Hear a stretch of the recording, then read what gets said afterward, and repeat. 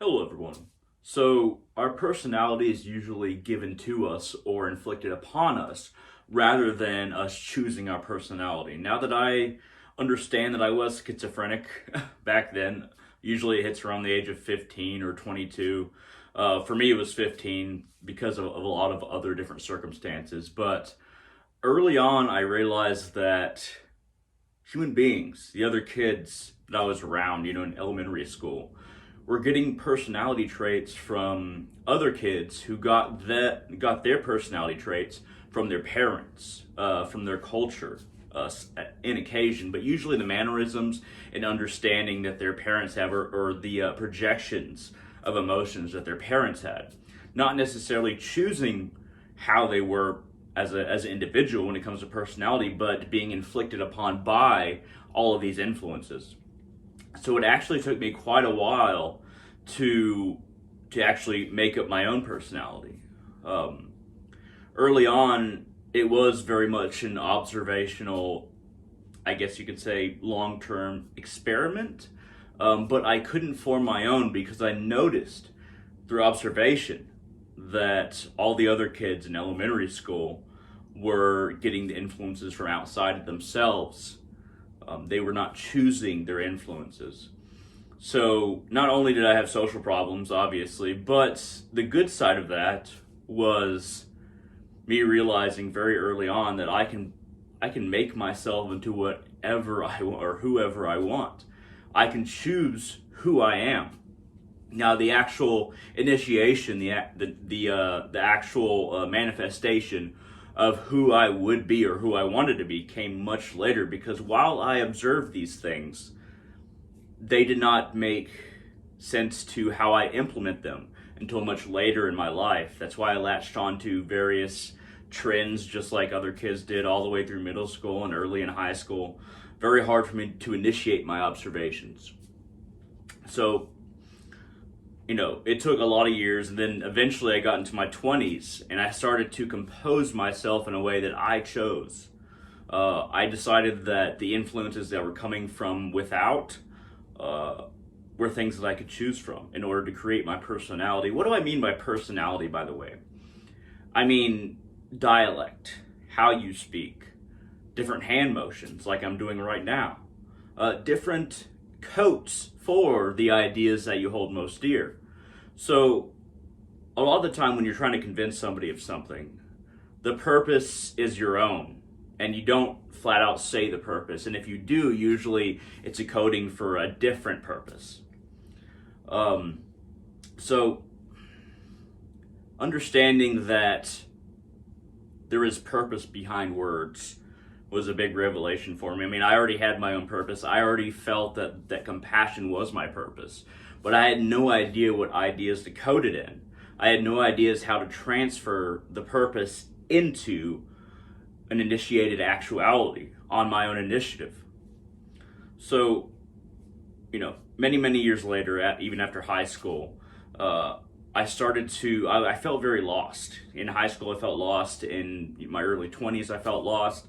I was trying to find a mission because I knew that there had to be a purpose behind words, but I didn't have that purpose yet. Usually, throughout somebody's life, their purpose is given to them. They don't choose a purpose.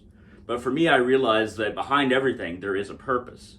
Even if you coat your ideas in even if you coat your purpose in various ideas, in various languages, you can think of it as an onion.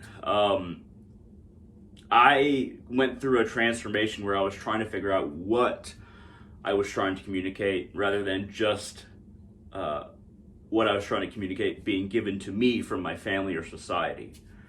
So as I moved forward, I started to really gain the ideas that I wrapped in the spiritual purposes rather than I wrapped in the ideas, and then I wrapped into communication over time.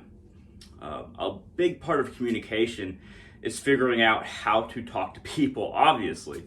But as a schizophrenic, early on, I couldn't really understand people's how I would do facial movements. I could observe facial movements, I could observe body language, but I couldn't figure out how to do it myself.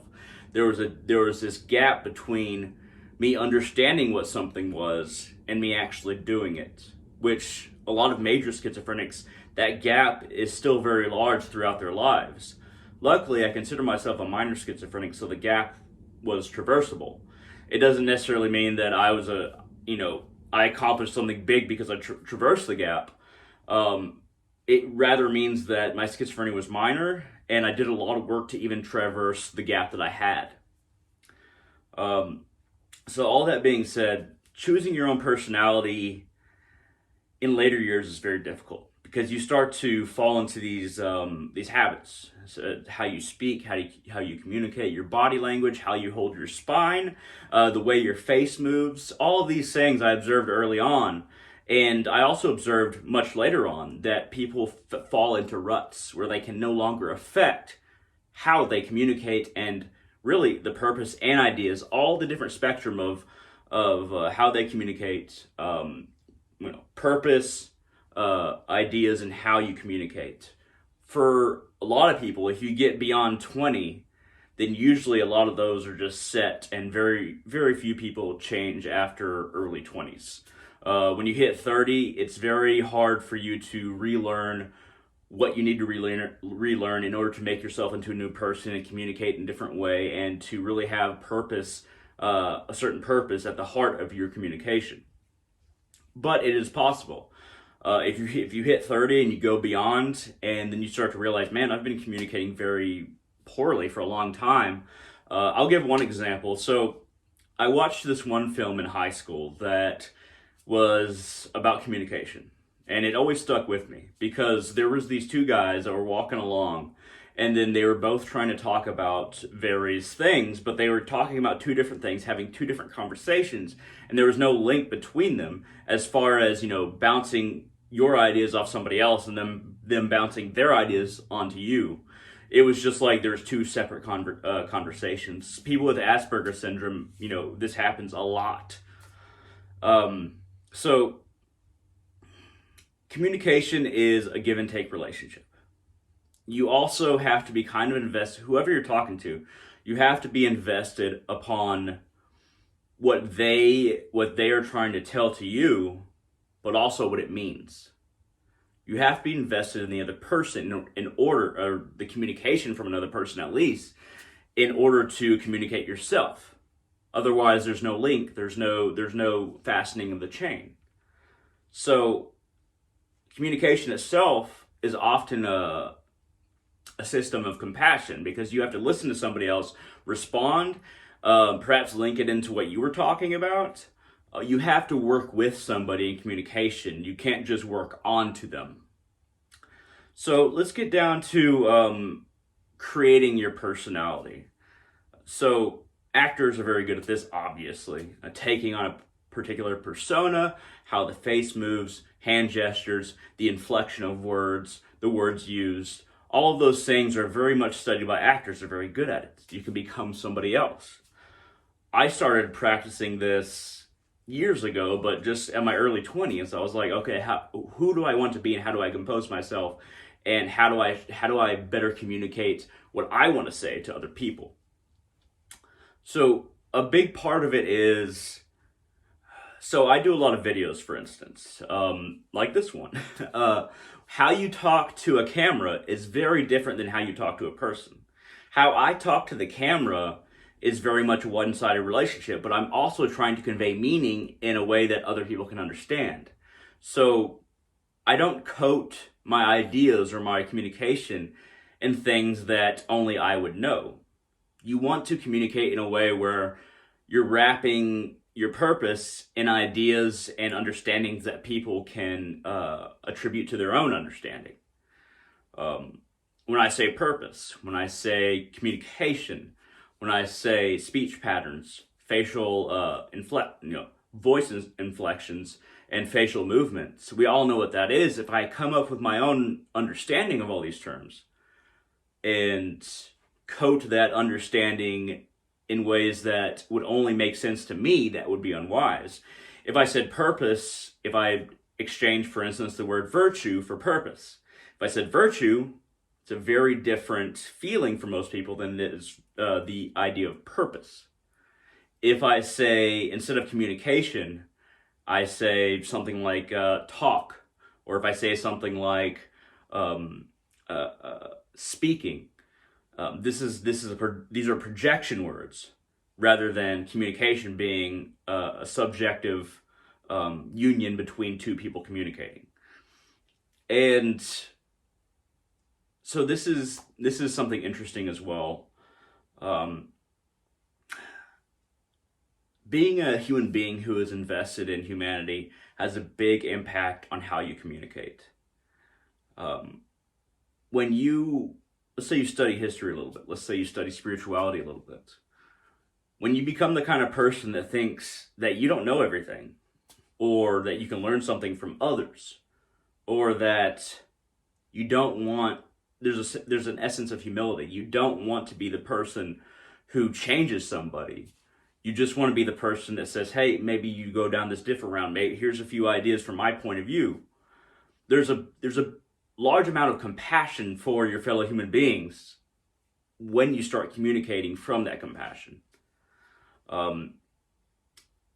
Going back to us developing, anybody can develop at any point.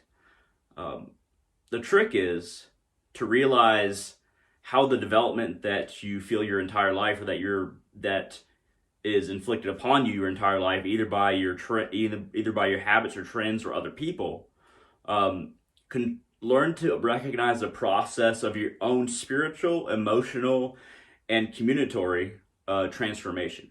Everything that is within your very being, to the outlying ideas, and then to your communication. Master all those levels, or master your understanding of yourself of all those levels, how all of these things are happening within you.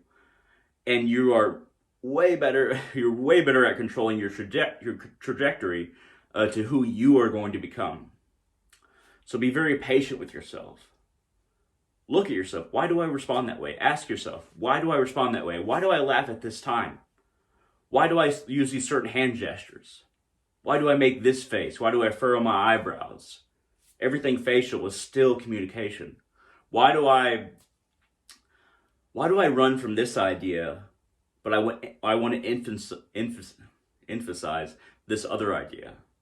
Why is this one idea repugnant to me and this other idea heartwarming? Understand how you react not only to other people, but to the ideas that are working within your head. Understand your mind. Understand how you react to things, so then that in the future you can react differently.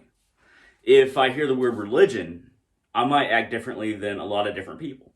But when I hear the word religion, I'm thinking about dogma. I'm thinking about set ideas. I'm thinking about hierarchy. I'm thinking about church's demand for you to follow these commandments. When I hear the word spirituality, I interpret it as a personal enlightenment of the soul, a personal path, and a path that everybody else is on their own path. But that doesn't mean we can't walk together. Different ideas and different understandings are attached to two different words for me. But that's true of the vast majority of words. Something will be conjured differently within yourself when you hear the same words that I hear. And that can play into culture, that can play into political ideology, but usually political ideology is forced upon somebody rather than somebody choosing it, even if you choose to rebel. So understand that in order to be a complete and self-composed person, you're going to find a lot of obstacles. You're going to find a lot of places where you start to question, why did I react that way? Why do I have that reaction to a certain word or a certain idea or a certain religion or a certain spiritual path or a certain political idea? Why do I have that reaction? The important first step is always, why did I have that reaction?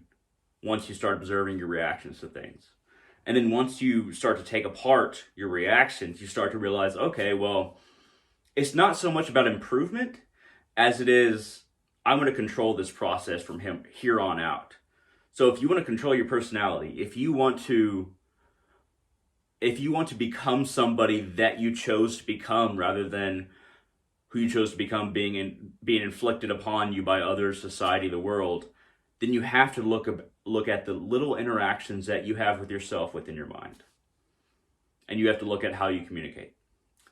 At any rate, thank you very much for watching, and I hope to see all of you on the channel in the future.